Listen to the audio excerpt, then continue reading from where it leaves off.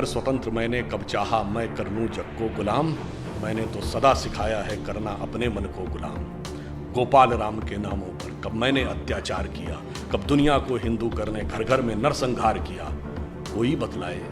कोई बतलाए काबुल में जाकर कितनी मस्जिद तोड़ी। भूभाग नहीं शत शत मानव के हृदय जीतने का निश्चय। हिंदू तन मन हिंदू जीवन रग रग हिंदू मेरा परिचय। 1948 का 47 का युद्ध दुनिया का विचित्र युद्ध था। हमेशा युद्ध विराम की मांग वो सेना करती है जो हार रही हो। संयुक्त राष्ट्र में वो देश जाता है जो छोटा हो, कमजोर हो, हार रहा हो। यहां हम बड़े थे, ताकतवर थे, जीत रहे थे। बस 48 से 72 घंटे की बात थी, पीओके हमारा होना चाहिए, हम संयुक्त राष्ट्र संघ में चले गए। ऐसे विचित्रता के उदाहरण हमने प्रस्तुत किए और भारत की छवि बनी कि एक सॉफ्ट स्टेट है। कोई भी आके हमें दबा सकता है, कोई भी आएगा और हमारे साथ किसी भी प्रकार की शरारत करके चला जाएगा और हम सिर्फ शांति के कबूतर उड़ाते रहेंगे। परंतु वो भूल गए कि हम जिस परंपरा के में विश्वास करते हैं, भारतीय परंपरा ये कहती है कि हम नाग पंचमी भी मनाते हैं, सांपों को दूध भी पिलाते हैं, तो नाग यज्ञ करने का सामर्थ्य भी रखते हैं जिसमें सारे नाग आकर आहुति। गूगल का चीफ हमारा है, माइक्रोसॉफ्ट का चीफ हमारा है, पेप्सी की चीफ इंदिरा नूई इंडियन है। इससे पहले मास्टर कार्ड का चीफ इंडियन रह चुका है, सिटी बैंक का चीफ इंडियन रह चुका है। इतनी बड़ी बड़ी ग्लोबल कंपनीज के चीफ हमारे हैं।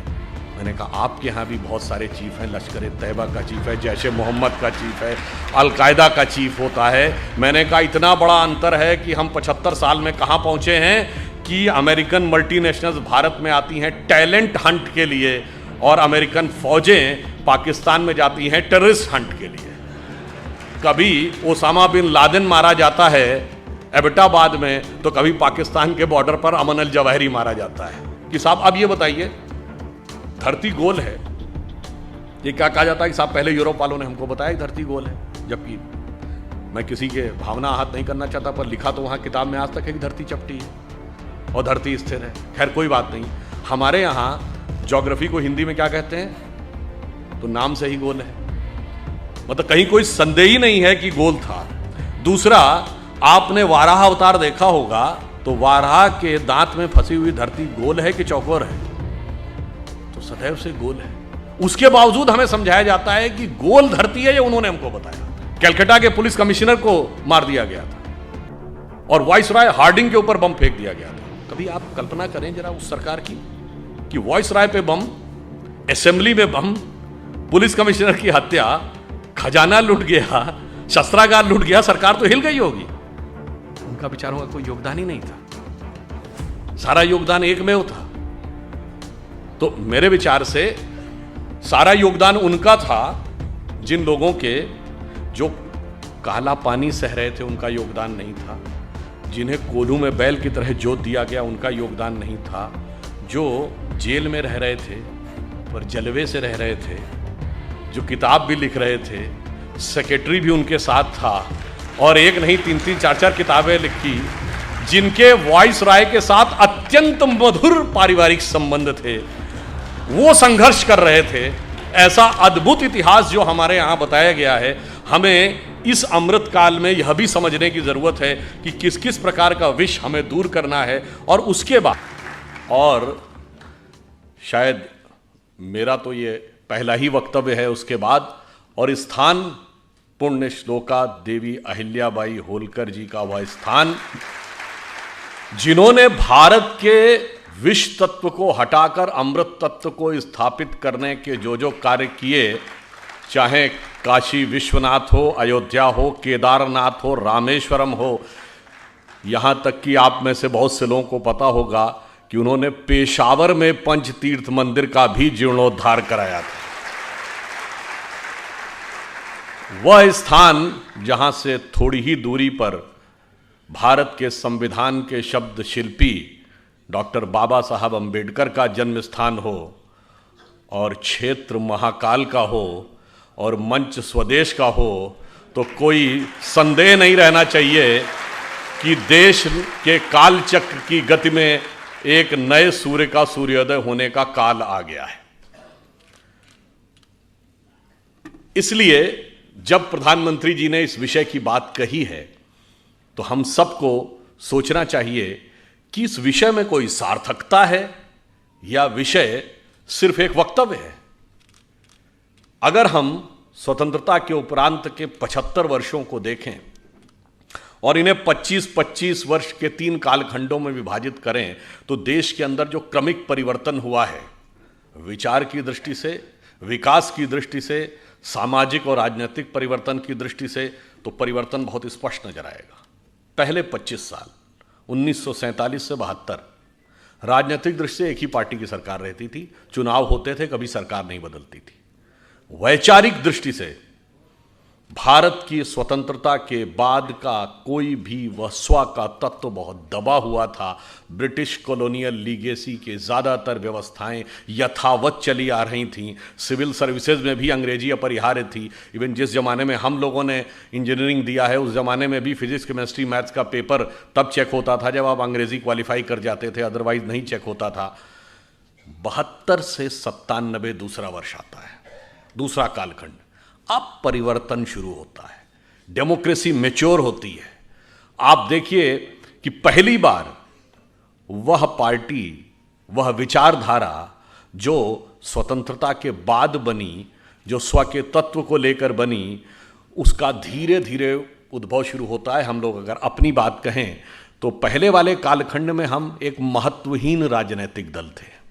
दूसरे कालखंड में हम पहली बार केंद्र की सत्ता में साझीदार बनते हैं। 1977 में अनेक राज्यों में मुख्यमंत्री बनते हैं और उसके बाद हम अनेक राज्यों में सत्ता में आते जाते रहते हैं, महत्वपूर्ण दल बनते हैं। और अगला 25 वर्ष समाप्त होते होते, यानी 97 समाप्त होते होते, उस समय नहीं हुआ था, 13 दिन के प्रधानमंत्री बने थे, 98 आते आते केंद्र की सत्ता पर हमारा पदार्पण हो जाता है हमारे नेतृत्व में। और अगला 25 वर्ष पूर्ण होता है 1997 से 2022। तो जो सत्ता पर पदार्पण हुआ था वो पूर्ण बहुमत के साथ, पूर्ण प्रबलता के साथ स्थापित होकर आ जाता है।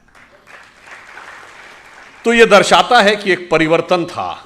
और अभी मोहित जैन जी ने कहा कि हम 2014 में आजाद हुए, इस विषय को लेकर बहुत विवादित ढंग से लोग ये बात कहते हैं। तो मैं विनम्रता से कहना चाहता हूं, किसी के मन में यदि इसको लेकर एक प्रश्न उठ रहा हो तो 18 मई सन 2014 का लंदन का ट्रिब्यून अखबार, उसने ये लिखा कि 16 मई 2014, जिस दिन मोदी जी के नेतृत्व में स्पष्ट बहुमत हमें पहली बार मिला। ये कौन लिख रहा है? लंदन का ट्रिब्यून लिख रहा है, हम नहीं बोल रहे हैं, कोई संघी भाजपाई नहीं बोल रहा है। वो कहता है कि ये 16 मई 2014 का दिन भारत के इतिहास में दूसरी आजादी का दिन माना जाना चाहिए, क्योंकि इससे पहले जो राजनैतिक व्यवस्थाएं, जिन विचारों ने भारत को डोमिनेट किया, वो किसी न किसी रूप में ब्रिटिश कॉलोनियल लीगेसी के प्रतीक थे। और पहली बार एक ऐसी विचारधारा को पूर्ण सत्ता मिली है जो अपने उद्गम में, प्रेरणा में पूर्णतः भारतीय है।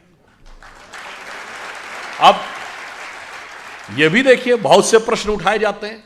अगर हम देखें तो मौलिक रूप से इस देश में 3 प्रमुख राजनीतिक दल माने गए जो राष्ट्रीय दल हैं, भाजपा, कांग्रेस और कम्युनिस्ट। कांग्रेस कब बनी? 1885 में एक ब्रिटिश अधिकारी के द्वारा, यानी गुलामी के कालखंड में अंग्रेजों का प्रभाव, एक बहुत बड़ी थ्योरी भी थी कि सेफ्टी वॉल के रूप में उसे बनाया गया। कम्युनिस्ट पार्टी कब बनी? 1925 में। और जो कि अपने को भारतीय कहते ही नहीं है, वो कहते हैं कम्युनिस्ट पार्टी ऑफ इंडिया। वो भारत की कम्युनिस्ट पार्टी है, वो भारतीय कम्युनिस्ट पार्टी नहीं है, यानी वो एक मल्टीनेशनल की इंडिया की ब्रांच है।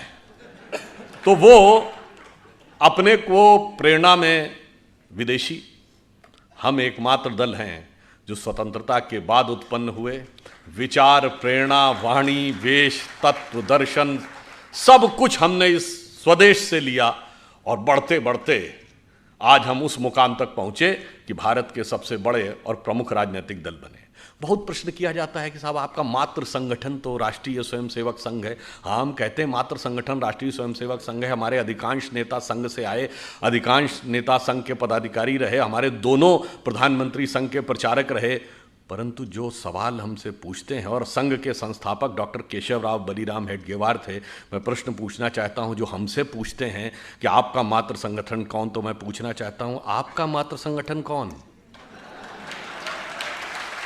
कांग्रेस का संस्थापक कौन? एलन ऑक्टेवियम ह्यूम, ब्रिटिश सरकार का सेक्रेटरी। तो आपका तो मात्र संगठन ब्रिटिश सरकार हो गई। और बहुत से लोगों को नहीं ध्यान होगा कि कांग्रेस के पहले 4-5 अध्यक्षों के नाम बनाए तो एलन ऑक्टेवियम ह्यूम अध्यक्ष नहीं थे, वो संस्थापक थे, परंतु अल्फ्रेड रोब, जॉर्ज यूल, विलियम वैडनबर्न, ये सब जानते कौन है? ये कांग्रेस के प्रारंभिक अध्यक्षों के नाम है। और इतना ही नहीं, 1910 का वह वर्ष जिस वर्ष में वीर सावरकर को 2 जन्मों के काला पानी की सजा, 2 जन्मों के कारावास की सजा हुई, उस 1910 के वर्ष में कांग्रेस का अध्यक्ष William Wedderburn secretary government of India था। अब बताइए, आप ब्रिटिश हुक्मरान के हुक्म के नीचे पैरों के तले बैठकर स्वतंत्रता का आंदोलन लड़ रहे थे। इसलिए भाई, अपने मातृ संगठन, तुम्हारा मातृत्व भ्रातृत्व कहां था, यह देख लिया जाए तो दूध का दूध पानी का पानी हो जाता है। इसलिए जब हम यह बात कहते हैं कि इस देश में एक बड़ा परिवर्तन आया, तो आप देखिए, जब स्वतंत्रता का अमृत महोत्सव आया 2022, तो एक और परिवर्तन है।